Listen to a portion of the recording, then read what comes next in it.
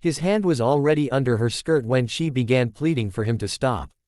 Her breath hitched, sharp and frightened. The black fabric of her habit was bunched in his fist. Her bare thigh pressed against his knuckles. It tore. "You didn't honor purity," she whispered, half prayer, half accusation. Then he saw the blood. Jacob Callahan froze. Dust stung his eyes and sweat rolled down his spine.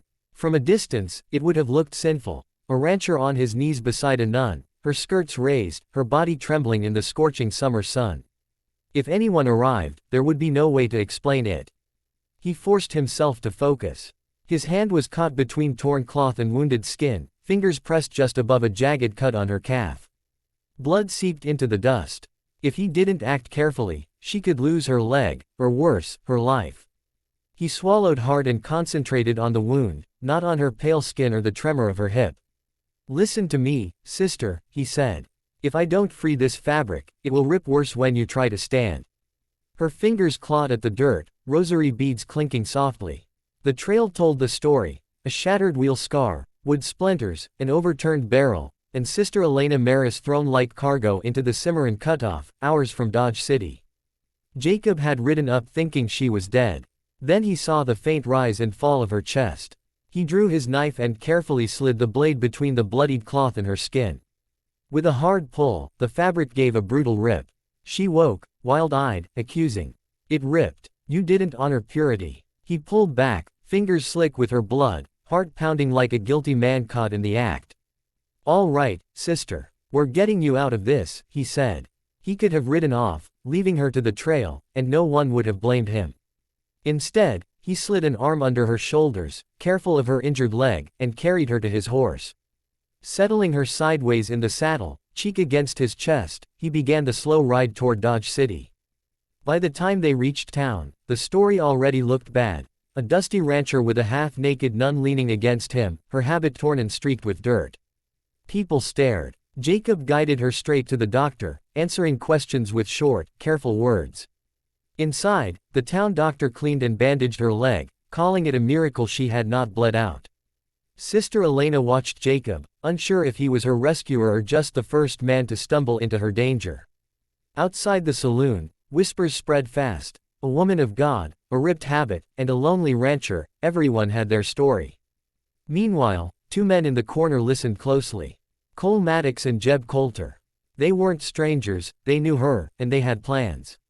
If the law came asking about that stagecoach, Sister Elena was the only one who could expose them. They decided to retrieve her before it was too late. Jacob, unaware, had already taken her home. Callahan Ranch was small and weathered, but it was safe. He laid her on the bed that once belonged to his wife. "I will sleep in the chair. Door stays open. You have my word," he said. She nodded, clutching the blanket. Outside, evening settled softly over the ranch, and for the first time in years, Jacob heard another voice in his house, a quiet prayer drifting down the hallway. Morning came early, and with it, trouble. Jacob was tending the yard when he saw two riders approaching slowly, surveying the ranch like predators. Sister Elena spotted them first. Her legs still ached, but the bandage held.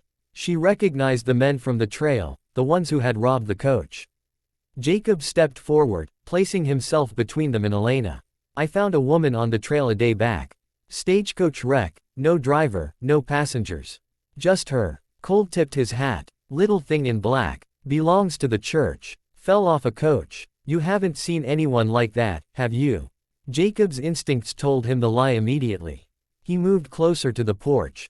Jeb shifted uncomfortably, eyes darting between Jacob and Elena. Cole smiled, shrugging off the accusation. Elena stepped forward, voice firm. "I'm not yours. You robbed those people and meant to sell me."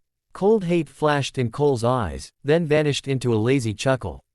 "We'll be back if you change your mind," he said, and they rode off. Jacob knew they wouldn't give up. They circled, they waited. The afternoon passed cautiously. Elena helped in the kitchen, stitching weak spots in her habit.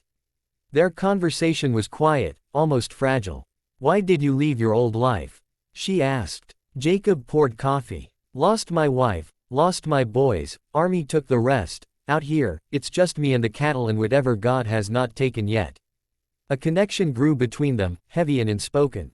But beyond the last rise, the two men plotted their return. When they attacked, it wasn't the cattle they wanted, it was her. The first shot cracked the evening like dry wood. Jacob ordered her down, but Elena refused. She stepped onto the porch, holding a lamp high, catching Cole's eyes just as he fired. He flinched. Jacob shot, hitting Cole in the shoulder. Jeb dropped his gun. The sheriff's riders arrived. In the end, Cole and Jeb were in irons, and Callahan Ranch was quiet again. Days later, Father Patrick brought news. The mission in Santa Fe still needed Sister Elena. The church would take her. Jacob helped her into the wagon. Her habit was whole, legs healing. She looked down at him. It ripped that day, my habit, my certainty, but you never touched what wasn't yours. Jacob smiled, honest and tired. You walked through fire and kept your soul. That's yours, not mine. As the wagon rolled towards Santa Fe, they knew they loved each other in a way that could never live under the same roof. But both hearts carried the memory of that summer, the trail, and the rescue that had changed everything.